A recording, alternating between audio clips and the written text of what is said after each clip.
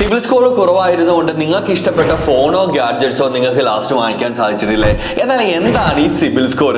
CIBIL score എന്ന് mainly പറയുന്നത് നമ്മുടെ ഒരു ഫിനാൻഷ്യൽ റിപ്പോർട്ടാണ്. അത് നമ്മുടെ ലെൻഡർക്ക്, അതായത് നമ്മൾ ലോൺ അപ്ലൈ ചെയ്തിട്ടുള്ള ബാങ്കുകൾക്ക് അറിയാൻ സാധിക്കും നമ്മൾ എത്ര എളുപ്പത്തിൽ അവരുടെ ലോൺ തിരിച്ച് റീപേ ചെയ്യുമെന്നുള്ളത്.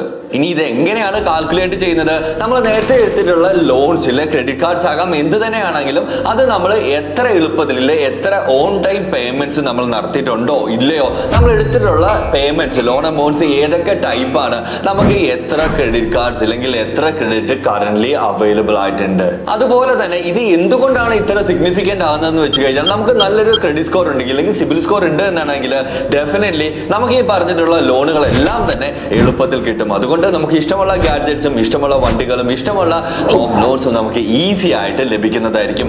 അതുമാത്രമല്ല നമുക്ക് നല്ലൊരു ക്രെഡിറ്റ് സ്കോർ അല്ലെ സിബിൽ സ്കോർ ഉണ്ടെന്നാണെങ്കിൽ ഡെഫിനറ്റ്ലി ലോ ഇൻട്രസ്റ്റിൽ, വളരെ മിനിമൽ ആയിട്ടുള്ള ഇൻട്രസ്റ്റിൽ ഹോം ലോൺസ്, കാർ ലോൺസ് അല്ലെങ്കിൽ ഗാഡ്ജറ്റ്സ് എന്തിന്റെ തന്നെ ആണെങ്കിലും ലോൺസ് നമുക്ക് വളരെ എളുപ്പത്തിൽ കിട്ടുന്നതായിരിക്കും. ഇതിലെ ഫൺ ഫാക്ട് എന്താന്ന് വെച്ച് കഴിഞ്ഞാൽ ഒരു ആവറേജ് ഇന്ത്യൻ സിറ്റിസൺ ഓൾമോസ്റ്റ് 720 ആണ് ആവറേജ് ക്രെഡിറ്റ് സ്കോർ എന്ന് പറയുന്നത്. ബട്ട് ഡോണ്ട് വരി, നമുക്ക് ഈ ക്രെഡിറ്റ് സ്കോറുകളെല്ലാം നമ്മുടെ ഈ ഒരു സിബിൽ സ്കോർ നമുക്ക് തീർച്ചയായിട്ടും കൂട്ടാനായിട്ട് കുറെ അധികം മെത്തേഡ്സ് ഉണ്ട്.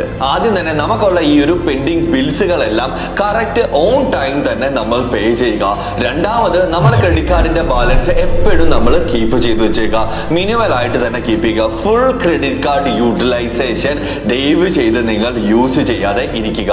കുറെ അധികം ക്രെഡിറ്റ്സിന്, അതായത് പുതിയ പുതിയ ലോൺസിന് വേണ്ടി എപ്പോഴും നിങ്ങൾ അപ്ലൈ ചെയ്യാതിരിക്കുക. അപ്ലൈ ചെയ്താൽ ഡെഫിനറ്റ്ലി റിജക്ട് ആവുന്നുണ്ടായിരിക്കും, എന്നാലും നമുക്കിത് നല്ല പ്രശ്നമായിട്ട് നമ്മുടെ സിബിൽ സ്കോറിനെ ബാധിക്കുന്നതായിരിക്കും. ആൻഡ് ഫൈനലി നിങ്ങളുടെ സിബിൽ സ്കോർ നിങ്ങൾ റെഗുലർലി നിങ്ങൾ ചെക്ക് ചെയ്ത് നോക്കുക. എന്താണ് നിങ്ങൾ ഇംപ്രൂവ് ചെയ്യേണ്ടത്? നിങ്ങളുടെ ലേറ്റ് പേയ്മെന്റ്സ് ഉണ്ടോ? ഉണ്ടെങ്കിൽ അത് നിങ്ങൾ ഓൺ ടൈം ചെയ്തുകൊണ്ടിരിക്കുക. ഇല്ലെങ്കിൽ നിങ്ങൾ ക്രെഡിറ്റിന്റെ മാക്സിമം യൂട്ടിലൈസേഷൻ ആണോ ഉണ്ടെങ്കിൽ അത് റെഡ്യൂസ് ചെയ്യാനായിട്ടും നോക്കുക. ഈ ഒരു വീഡിയോ നിങ്ങൾക്ക് ഏറ്റവും ക്ലോസ് ആയിട്ടുള്ള ഫ്രണ്ടിന് നിങ്ങൾ ഇപ്പോൾ തന്നെ ഷെയർ ചെയ്യുക.